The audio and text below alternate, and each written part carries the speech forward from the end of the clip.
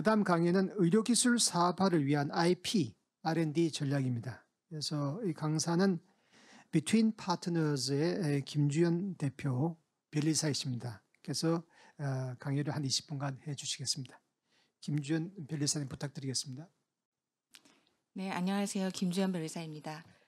제가 인트로 부분에 좀 주의 환기를 위해서 말씀드리고 싶었던 부분을 자장님께서 말씀을 해주셨는데, 오늘 여기 참가하신 분들 그리고 이 웨비나를 시청하고 계신 분들 모두 이제 의료업계 관계자일 거라고 생각을 하고 있습니다. 인류의 건강, 생명을 위해서 노력하시는 분들께 제가 이 자리에서 조금은 주의 환기를 하면서 그 IP, 특허의 중요성, 그리고 특허를 왜 만들어야 하고 어떻게 만들어야 하고 우리가 이렇게 열심히 연구한 기술이 시장에 나가기 위해서 어떤 장치들이 필요한지에 대해서 저의 경험을 바탕으로 좀 설명을 드리겠습니다. 네, 저희 비투인 파트너스가 낯선 이름이실 테니까 간략히 말씀을 드리면 저희는 그 지식재산권 관련한 컨설팅을 하는 회사입니다. 그 특허를 잘 만들기 위한 과정의 연구 그리고 만들어진 특허를 사업화하기 위한 과정, 사업화 이후에 시장에 진출하는 과정을 컨설팅하고 있는 회사이고요. 저는 12년 차 변리사로 그쪽 파트를 계속 연구하고 일을 하고 있습니다. 오늘 제가 말씀드릴 강의 내용 그 순서는 보시는 내용과 같습니다. 여러분들께서 뭐 인지하고 계실 수도 있지만 그 지식재산이 중요하다라는 부분을 특히 그 의학 관련 산업에서 한번 말씀을 드리고 싶었고요. 그리고 순차적으로 우리가 연구하는 과정에서 그리고 특허를 내는 과정에서 그리고 그 이후에 기술 사업화 과정에서 어떤 내용을 생각할 수 있을지 좀 고민을 해서 자료를 만들어 봤습니다. 그 페이턴트에 대해서 뭐 여러 가지 방식으로 들으셨을 텐데 독점 배타권이라는 말을 들으셨을지 모르겠습니다. 그 페이턴트의 성격을 얘기하는 그런 표현인데요. 독점 그리고 베타라고 하는 그 단어가 굉장히 공격적으로 들립니다. 내가 연구한 기술 나만 쓰겠다, 독점이고요. 다른 사람이 쓰지 못하게 막겠다, 소송하겠다, 베타적인 권리입니다. 굉장히 공격적으로 들리고 특히 여기 많은 분들이 하시는 것처럼 인류의 건강을 위해서, 인류의 생명을 위해서 어떤 연구를 하시는 분들이 듣기에는 좀 거북한 단어일 수도 있겠다는 생각을 합니다. 또 제가 많이 그런 교수님들, 박사님들 만나서 일을 하고 있기 때문에 그러한 감정들도 충분히 느끼고 있습니다. 그렇지만 열심히 연구한 기술들이 인류의 복지를 위해서 쓰이기 위해서는 누군가 이 기술을 시장에서 활용하기 위한 노력을 해야 할 것이고요. 그러려면 그 자자님 말씀하신 대로 돈을 벌 수 있는 기술이어야 합니다. 돈을 벌려면 다른 사람이 쓰지 못하게 막을 수 있어야 하고요. 그래서 연구 단계에서 그런 취지를 가지고 한 것이 아니라고 하더라도 널리 이 기술이 쓰이도록 하기 위해서 페이턴트는 그러한 목적으로도 꼭 만들어져야 하는, 보호되어야 하는 그런 거라고 저는 이제 설명을 드리고 있습니다. 페이턴트가 중요하다, 지식재산권이 중요하다라는 얘기를 할 때 제가 자주 보여드리는 그런 장표입니다. 인터브랜드.com이라는 그 웹 페이지에 들어가 보시면 이제 매년 베스트 글로벌 브랜드를 이렇게 보여주고 있습니다. 매년 이게 바뀌는 것도 굉장히 흥미롭고요. 저는 여기서 좀 같이 봤으면 하는 내용들을 보면요. 그 제조업 중심의 그 세계 그 경제 상황에서는 아마 이것과는 상당히 다른 모양이었을 것 같습니다. 글로벌 탑 브랜드들을 보면 큰 공장이라던가 뭐 부지, 설비, 그리고 뭐 그 많은 피고용자 그런 순서에서는 상위로 올리기 어려운 기업들이 글로벌 탑 브랜드에 올라가 있습니다. 무슨 얘기를 하고 싶냐면 많은 기업의 그 자산에 대한 평가가 유형적인 것보다는 무형적인 쪽에 많은 비중이 가 있고요. 자산에 대한 평가를 할 때 그리고 그런 부분이 기업의 가치를 상당히 큰 비중으로 좌우하고 있다는 것이 이 장표에서 볼 수 있는 내용입니다. 우리 그 앞에 장표에서는 의료 쪽 바이오 기업들을 좀 보기 어려웠는데 글로벌 탑 브랜드의 그 파마슈트 컴퍼니에서 가지고 있는 특허들을 한번 보시면 상위 10개 그 제약회사, 다국적 제약회사라고 뽑아졌던 자료가 2018년 자료인데요. 여기 보시면 표에 있는 거는 US 페이턴트입니다. 미국에 가지고 있는 특허의 건수만 2018년 기준으로 이렇게나 많이 특허 활동을 하고 있다는 겁니다. 엄청 많지요. 아마 이 전 세계 특허를 보면 더 많을 것이고요. 이들은 이렇게 많은 특허를 보유하고 특허로 시장에 진출을 하기 위한 여러 가지 장치를 만들어내고 있습니다. 의약품에서 얻어들일 수익의 많은 부분이 페이턴트를 통해서 보호되고 있기 때문이라고 그렇게 말씀을 드려도 크게 틀리지 않은 말이 될 것 같습니다. 여기서는 이제 무형 자산, 지식재산권이 얼마나 기업 자산의 많은 비중을 차지하느냐라는 부분을 가지고 온 표인데요. 좀 오래된 자료이긴 하지만 이 얘기를 할 때 많이들 쓰시는 자료입니다. tangible, intangible asset에 대한 자산 비중. 지금 보시면 거의 70%, 80% 정도 그 이상을 기업의 자산이 intellectual property가 포함된 intangible asset으로 평가를 받고 있습니다. 기업들이 시장에서 플레이하는 많은 구성원들이 그 무형 자산에 집중할 수밖에 없는 그런 상황임을 제가 설명을 드리고 싶었습니다. 우리는 연구의 결과물로 지식재산권을 만들어내지만 시장에서 보기에는 지식재산권이 이런 상황들이 필요합니다. 여러분 잘 알고 계시는 것처럼 지식재산권 분쟁 상황에서 필요하고요. 또 우리가 지금 이 주제에서 기술 이전을 얘기할 텐데 해결되지 않는 기술 퍼즐을 끼워 넣고자 할 때 우리는 그 단위를 지식재산권으로 보고 있습니다. 그리고 어떤 기업이 새로운 비즈니스로 확장을 하고자 할 때도 그 시작은 인텔렉츄얼 프로퍼티가 있습니다.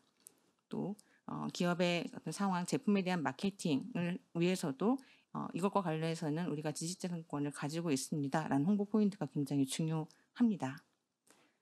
간략히 넘어갈 부분인데 기업들은 기업 설립 단계에서 시장의 어떤 포지션을 잡기 위해서 투자를 받기 위해서 그리고 기업 운영 과정에서 경쟁자들을 차단하기 위해서 그리고 기업의 엑싯 과정에서 이 기업의 가치를 높게 평가받기 위해서 지식재산권을 가져야 할 필요도 있습니다.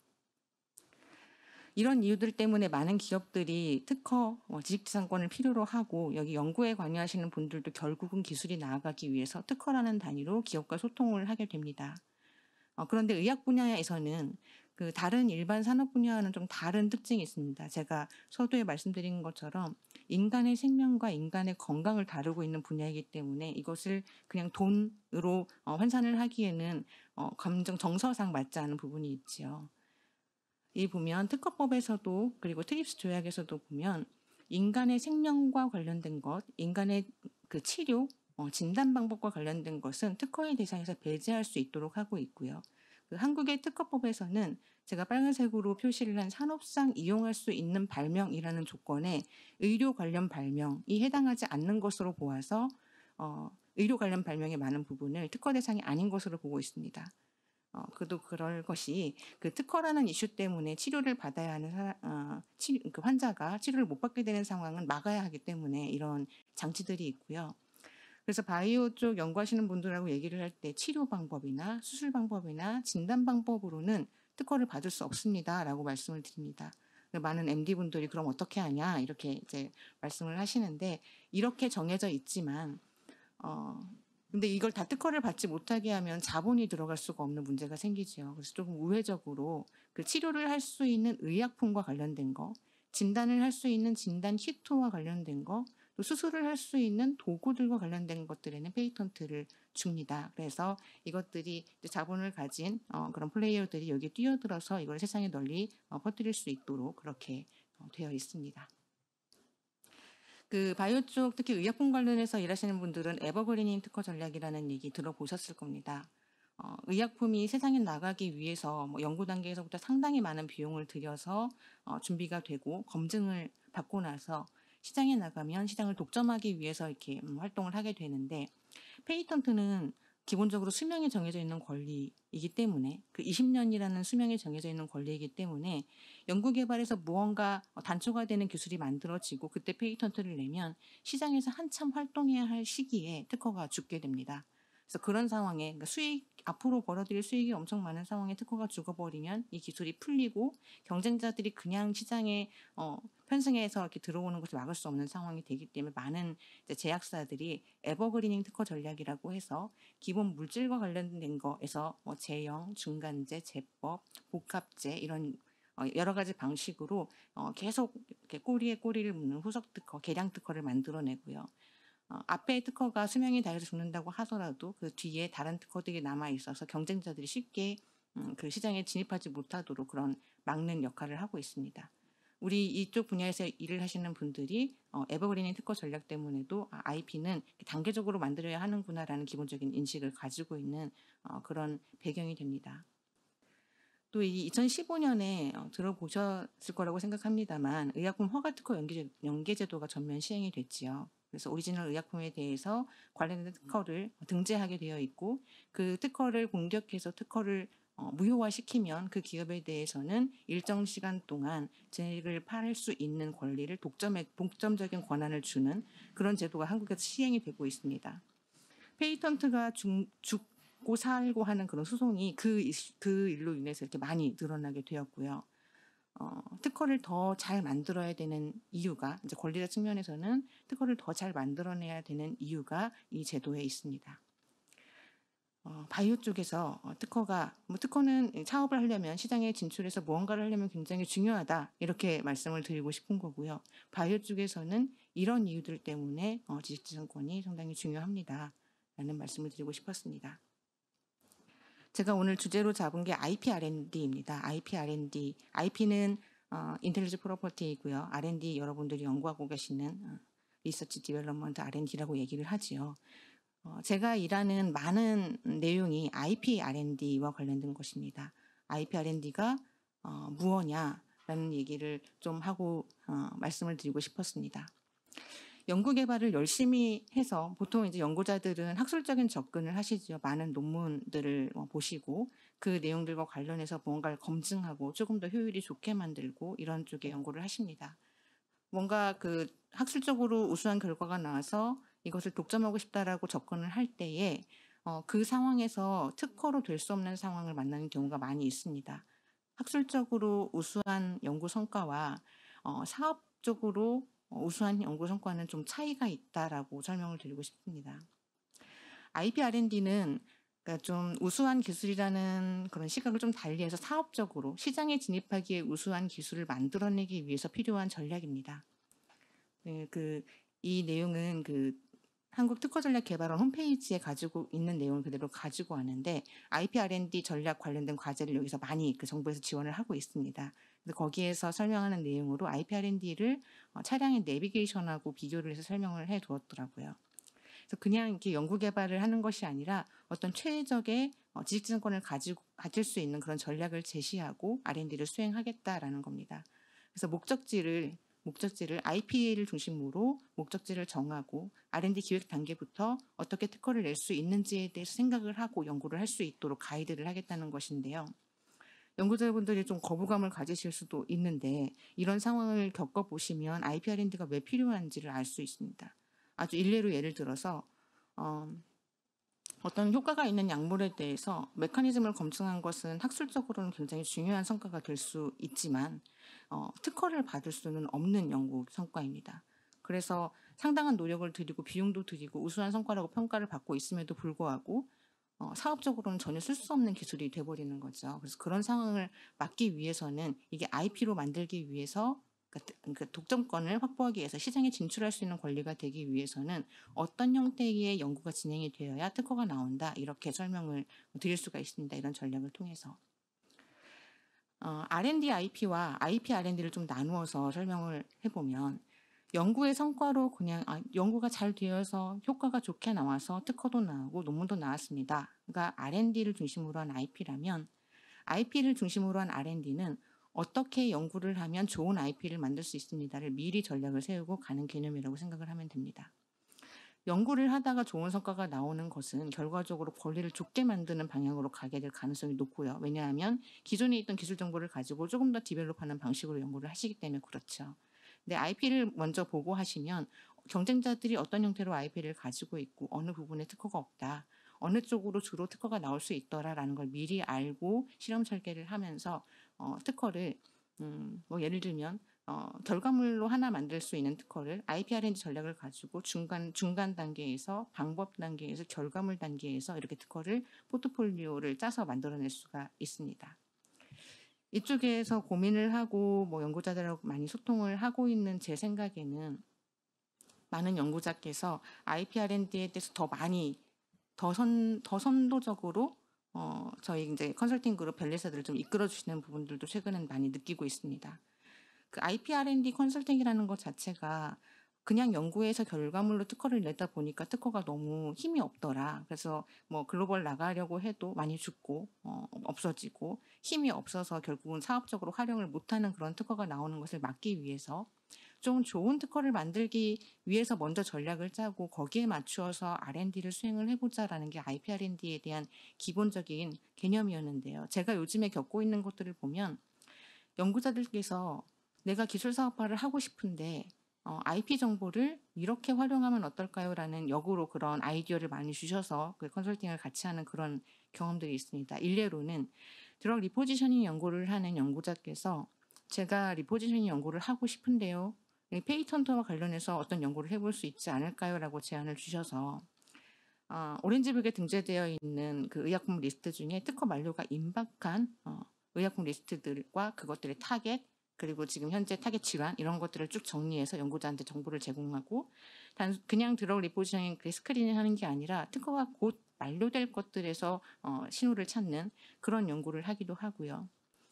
또 어떤 새로운 아이디어로 치료제를 개발하겠다고 생각하신 연구자께서 지금 임상에 들어가 있는 기술들 중에 임상에 들어가 있다라고 하면 기본적인 검증은 좀 어느 정도 되어 있는 기술이라고 보니까요. 그것과 관련된 특허를 찾아서 본인이 지금부터 연구해서 한 5년에서 10년 정도 후에 의약품이 나올 텐데 그때쯤 풀릴 수 있는 특허 정보들을 쭉 한번 정리해보면 좋겠다. 이런 아이디어에 착안해서 컨설팅이 진행되기도 합니다.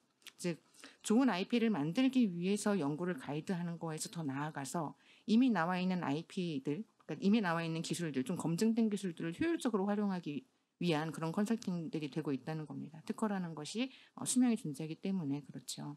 그래서 그런 상황들로 이 IP R&D 전략을 활용해 보실 수 있습니다. 제가 그 IP R&D 컨설팅을 하면서 좋은 특허를 낸다. 또 이미 나와 있는 좋은 기술들을 특허의 만료 시점을 고려해서 활용한다. 이런 포인트를 말씀을 드렸는데 그런 단순히 그런 어떤 케이스에서 활용할 수 있는 특허 제도를 좀 설명을 드리려고 합니다. 특허라는 것이 어떤 발명이 완성된 후에만 나올 수 있는 것이 아닙니다. 우리 우선권 주장 제도라는 것이 있는데 아마 특허를 내신 분들은 변리사들에게 설명을 좀 들었을 겁니다. 최초로 특허 출원을 하면 1년이라는 기간 내에 우선권 주장이라는 걸 통해서 이 처음 출원한 시점으로 출원일을 인정받고 해외 개국에 특허를 내보낸다거나 아니면 한국에 조금 더 업그레이드된 특허를 낼 수가 있습니다. 그 연구라는 것이 유사한 연구가 세계 곳곳에서 경쟁적으로 이루어지기 때문에 어떤 아이디어가 착안되었을 때 먼저 출원일을 확보해 놓고 1년이라는 기간 내에 데이터들을 보완해서 조금 더 탄탄한 권리를 만들어내는 그런 장치로 활용해 볼 수 있습니다. 존속기간 연장 등록 제도라는 부분도 설명을 드려야 할 것 같은데요. 제가 앞서 말씀드렸던 것처럼 내가 연구한 결과를 좋은 성과로 만들어야겠다는 것이 더 나아가서 이미 나와 있는 특허들이 만료될 시점을 고려해서 그 특허를 좀 활용하겠다. 이런 전략들을 많이 얘기를 하고 있는데 특히 의약품 관련된 특허는 최대 5년의 범위에서 특허 기간을 연장할 수 있는 제도가 있습니다. 그래서 특허 출원일로부터 20년이 지났으니까 활용할 수 있겠다 해서 더 나아가서 이런 제도가 있다라는 것을 우리가 특허 출원하고 이거를 시장에 내보낼 때도 이런 제도를 활용하지만 만료되려고 하는 특허를 활용하고자 할 때도 이런 제도가 있음을 인지하고 진행을 해야 합니다. 제가 3시 5분까지 시간을 쓸 수 있지요, 선생님. 마음대로 하십시오. 왜 컨텐츠가 중요하니까요. 예. 앞서서 좀 질문을 받아주시다 보니까 조금 밀렸는데, 네, 저도 얘기를 하다 보니까 길어지네요. 그 특허를 어떻게 언제 출원할 수 있느냐에 대한 질문을 많이 받습니다. 연구하시는 분들은 특허는 어렵고 논문은 쉬우시죠. 논문에서 쓰는 이런 항목들에 대해서 자료가 만들어지면 그 내용을 변리사한테 주시면 페이턴트로 만들 수 있습니다. 그래서 더 많은 고민하지 않으시고 논문 스크립트 쓰셔서 그 변리사하고 소통을 하시면 되고요. 변리사들은 어떤 고민을 더 하냐면 여기 특허 청구 범위에 대한 고민을 합니다. 그래서 연구자께서 아주 심플하게 내용을 주셔도 이 청구 범위를 다양하게 하기 위한 연구들을 변리사가 하는 겁니다. 예를 들면 실험 내용에서 어떤 식용곤충에서 단백질을 분리해서 얘가 항균 효과가 있더라. 그래서 논문은 식용곤충으로부터 분리한 단백질 X 이렇게 나옵니다. 근데 이것을 가지고 변리사들은 클레임을 다양하게 이 단백질을 암호화하는 유전자, 단백질과 관련된 아미노산 서열, 그리고 이것을 유효성분으로 하는 항균제, 항균제에서 더 나아가서 항균제의 다양한 적용 방식, 예를 들면 의약품이나 의약외품이나 뭐 등등 그런 방식으로 클레임을 확장하는 것은 변리사가 하는 연구 영역이라고 생각을 하시고 그렇게 소통을 하시면 좋겠습니다. 바이오 쪽에서 가장 좋은 특허라고 하면 물질 특허라고 얘기 들으셨을 겁니다. 방법 특허는 안 좋고 물질 특허는 좋고 뭐 이렇게 단편적으로 설명하시는 분도 있고 용도 특허는 별로 안 좋다며 이렇게 얘기하시는 분들도 있습니다. 물질에 대한 권리를 잡을 수 있으면 가장 힘이 막강한 특허가 만들어질 것이고 그것을 기반으로 제조 방법, 용도, 조성, 제형 이런 것들의 특허를 잡아낼 수가 있고요. 아까 말씀드린 에버그리닝 특허 전략을 위해서 단계적으로 이런 특허를 시간을 두고 만들어내는 것도 필요합니다. 근데 가능하다면 그런 기회가 만들어졌다면 물질 특허를 받으시는 것이 가장 강력하고 또 회피도 어렵고 그리고 에버그린 특허 전략의 가장 그 원초가 되는 부분이기 때문에 그렇게 받으시는 게 필요합니다. 제가 많이 준비했지만 조금씩 넘겨야 될 것 같습니다. 충분히 하십시오. 모든 분들이 굉장히 귀 쫑긋해서 듣고 있습니다. 예. 네, 알겠습니다. 이 장표를 좀 관심 있게 보시면 좋겠습니다. 언제 출원해야 되느냐? 처음에 내가 아이디어가 구체화됐을 때 출원하면 되느냐? 아니면 특허가 수명이 20년이니까 시장에 나가기 직전에 출원해야 되느냐? 굉장히 고민스럽습니다. 특히 연구자께서는 본인께서 사업화까지 다 감당할 수 없기 때문에 이 기술을 사업화할 수 있는 기업과 컨택하기 전에 특허가 확보되어야 당연히 그렇게 되어야 합니다. 근데 그걸 너무 빨리 해놓으면 특허가 시간이 지날수록 이 특허 기술을 가지고 사업하려는 기업한테는 매력이 떨어지게 되는 문제가 생기지요. 이런 그래프를 한번 보시면 내가 어느 시점에 어떻게 할지 좀 더 현실성 있게 고민을 해보실 수 있을 것 같습니다. 기술을 차관되고 기술이 시장에 나갈 때 보통 20년에 30년 사이에 피크를 올린다고 이렇게 표현을 합니다. 통계적으로 그렇습니다. 근데 차관을 해서 아이디어가 구체화된 상태에서 특허 출원을 하고 보통 신약 허가가 되는데 걸리는 시간이 이 정도입니다. 시장에서 막 성장할 때 특허가 만료가 된다는 것이죠. 가능한 특허를 전략적으로 구성을 해서 예를 들면 원물질에 대한 특허는 먼저 확보를 하고 제품화 과정에서 필요한 제형이나 여러 가지 방식들에 대해서 후에 순차적으로 특허를 만들어서 수명을 늘려놓을 필요가 있는 이유가 이렇습니다. 어디에 출원을 해야 되느냐? 기업에서는 기업이 사업을 하는 곳에 출원을 하면 됩니다. 연구자께서는 어떻게 출원을 해야 되느냐? 본인이 사업화할 것이 아니기 때문에 한국에만 출원하면 되냐? 그러면 기업들이 보기에는 정말 매력 없는 기술이 돼버립니다. 그렇다고 모든 국가에 다 출원을 하면 억 단위로 이제 특허 유지 비용이 나가는 그런 시점에 오게 되는 거죠. 어디를 출원해야 되느냐? 시간이 그냥 계속 가고 있다면 적어도 시장의 큰 주요국에 출원하는 게 필요할 거고요. 근데 이것을 연구자가 다 감당할 수 없기 때문에 PCT라는 제도를 이용해서 PCT라는 제도에 대해서는 길게 설명하지 않겠습니다만 여러 국가에 힘을 줄 수 있는 그 특허 예약 제도라고 저는 얘기를 하는데요. 이 PCT라는 제도를 이용해서 특허 출원을 해두면 상당히 시간 동안 기간을 벌 수 있어서 이 기술에 관심 있는 기업이 나타났을 때 기업이 원하는 사업 영역에 특허 출원을 할 수 있도록 그렇게 기회를 열어둘 수 있습니다. 그래서 기회가 된다면 출원하고 빠른 시간 내에 기술 이전, 사업화를 위한 단계에 넘어가는 게 바람직할 것이고요. 너무 시간이 짧다면 PCT를 이용해서 시간을 좀 연장을 해둘 수가 있습니다. 그래도 시간이 넘어서 연구자께서 결정을 해야 한다면 시장의 큰 곳에 권리를 확보해 놓는 것이 필요할 것이고 그것은 그 기술을 가져가서 사업화하는 기업이 진출하고자 하는 국가에는 적어도 권리가 있어야 하기 때문에 그렇습니다. 기술 이전에 대해서 간략히 빠르게 말씀을 드리겠습니다. 많은 대학의 교수님들, 연구소의 박사님들께서 좋은 기술을 개발했다고 기술 이전을 원하시는 시점에 기업들을 만나면 협상이 굉장히 어렵습니다. 연구자께서 좋은 기술이라고 얘기하는 것과 기업이 보기에 좋은 기술이라는 것이 차이가 굉장히 크기 때문인데요. 크게는 의약품의 사업화가 굉장히 리스크가 높은 일이고 기업이 그 기술을 받아간 후에 그 부분을 다 감당해야 된다라는 문제가 있고요. 또 연구실 랩 스케일에서 데이터를 만들었을 때 그 신뢰성에 대한 문제가 있습니다. 기술 도입한 후에 기업 입장에서는 상당히 많은 투자가 이루어져야 되고요. 그렇게 해서 개발을 했다 하더라도 그 시점에 따라서 기술 그 제품이 성공할 수 있느냐 또 다른 문제입니다.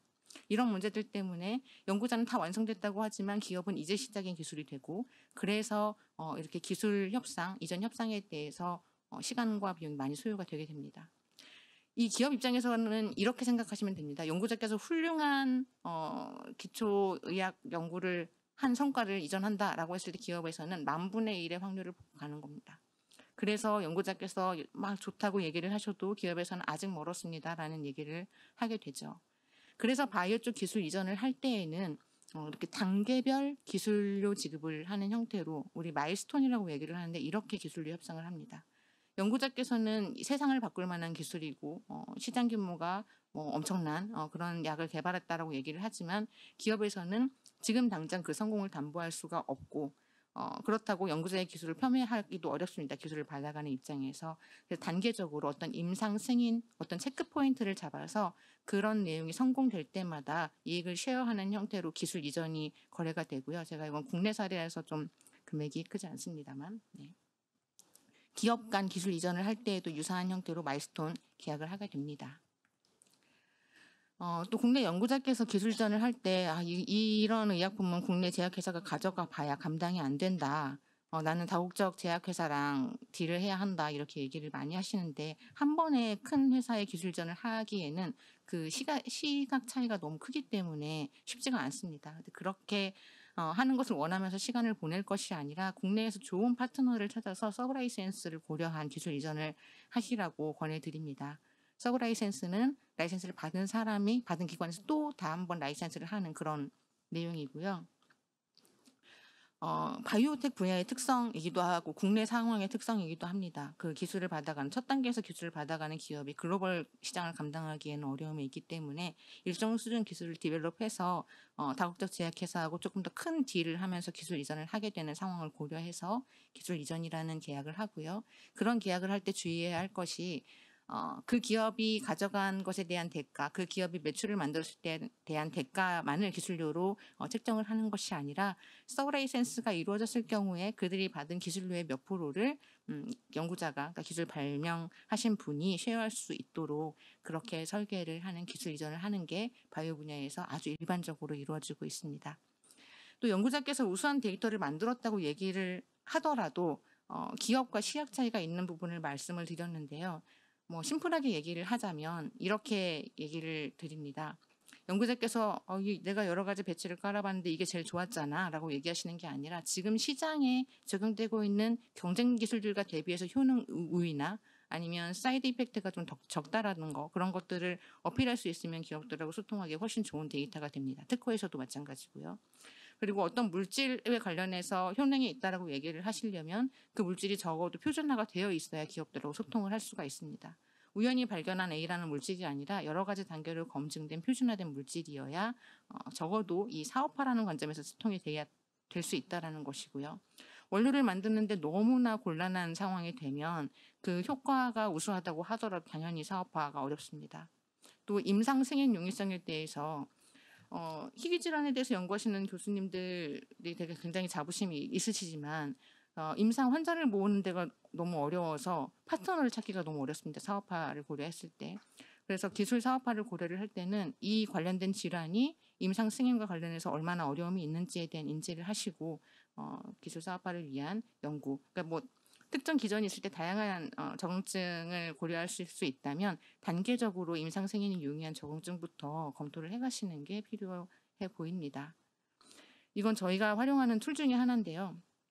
어떤 그 연구 데이터를 만들 때 우리 한국에서 특히 식약처 인허가가 굉장히 중요한 단계이지 않습니까? 사업화를 갈 때. 그래서 그 학술적으로 의미 있는 데이터를 만드는 데서 조금 더 시야를 돌려서 식약청에서 이것과 관련된 의약품 이 인허가를 받기 위해서는 적어도 어떤 데이터가 필요하다라는 걸 알고 모두 다 연구 단계에서 할 수는 없지만 제약회사 기업들하고 소통할 때 내가 식약처에서 필요한 이런 데이터 중에 어느 정도까지는 검증을 마쳤습니다라고 얘기를 할 수 있으면 훨씬 더 기업의 관심을 끌 수 있고 사업화에도 근접할 수 있는 그런 기술 결과물이 만들어질 수 있을 것 같습니다.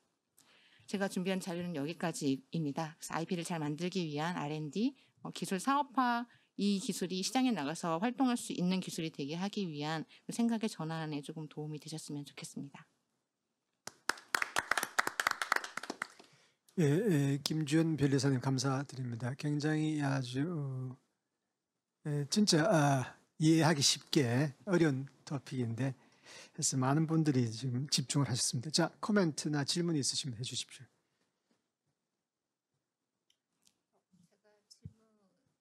예, 이현주 씨 마이크 좀 쓰시고요. 그 앞단에 말씀하신 내용 중에 에버그리닝이라는 게 있는데요.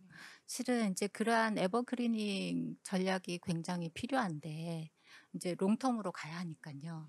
근데 하다 보면 앞단의 특허가 뒷단의 특허를 잡는 경우가 굉장히 많이 생기거든요. 그러니까 나름의 에버그리닝이라고 해서 진행을 했는데 그게 결국은 앞단의 특허로 인해서 발목이 잡히는 경우가 많이 생깁니다. 그럼 이러한 거에 대해서는 어떤 식의 전략을 가지고 접근을 해야 될지 실은 연구자 입장에서 그게 굉장히 고민스러운 사안이 되더라고요.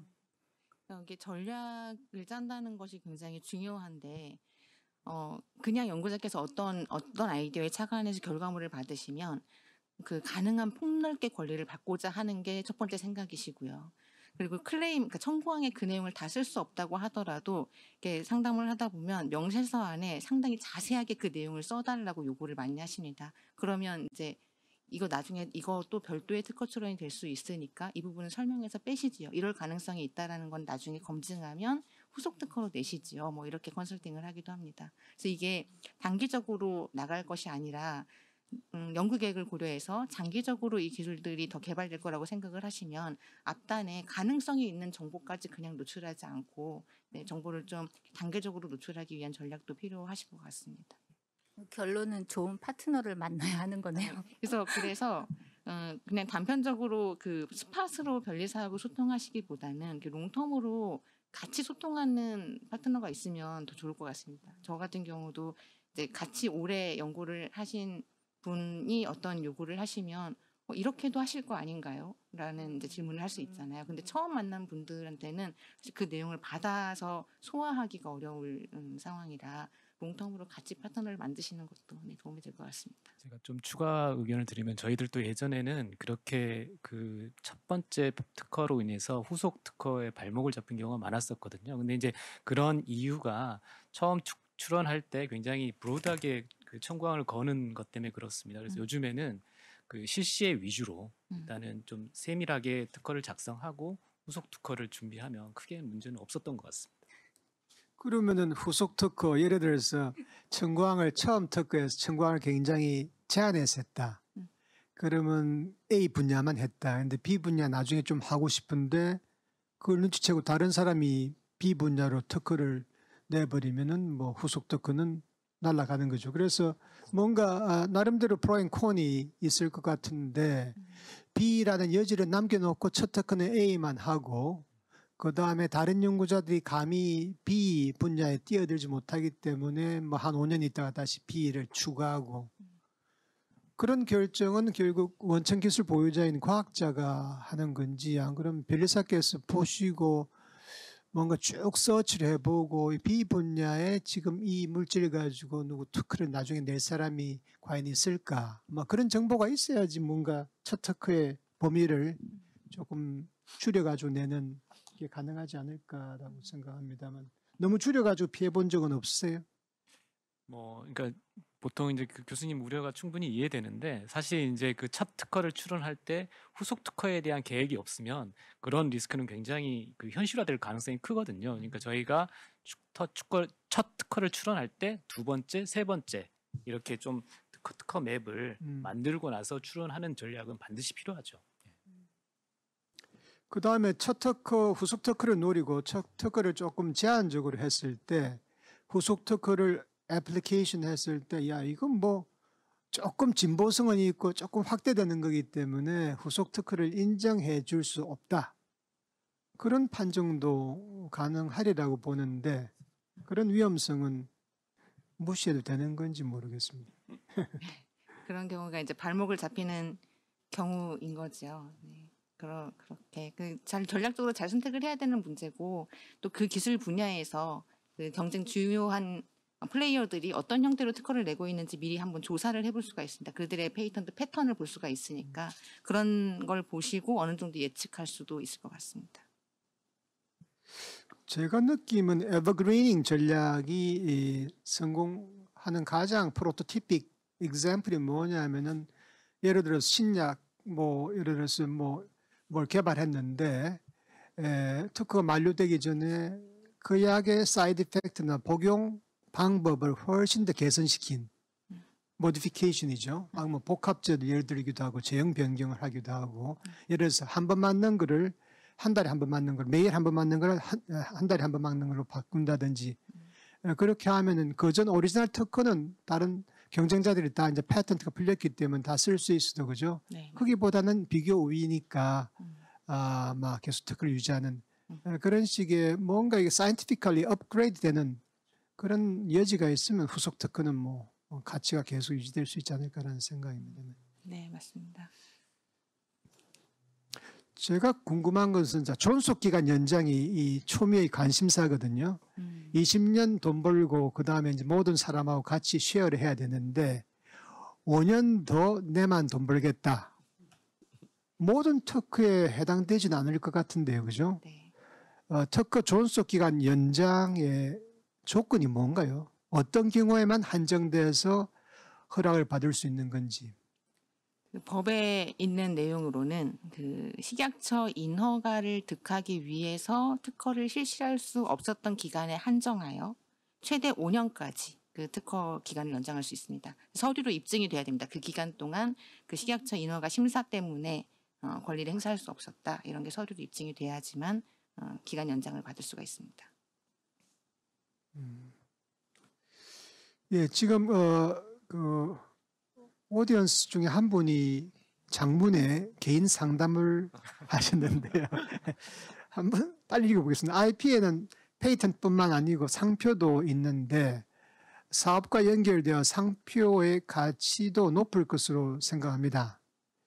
연구 중 관련 이미지너리 상표를 출원한 후 수년 동안 그 상표와 관련된 연구를 하다가 외국에서 최근 국내에 상표 등록하려던 중 이미 등록된 상표가 있으나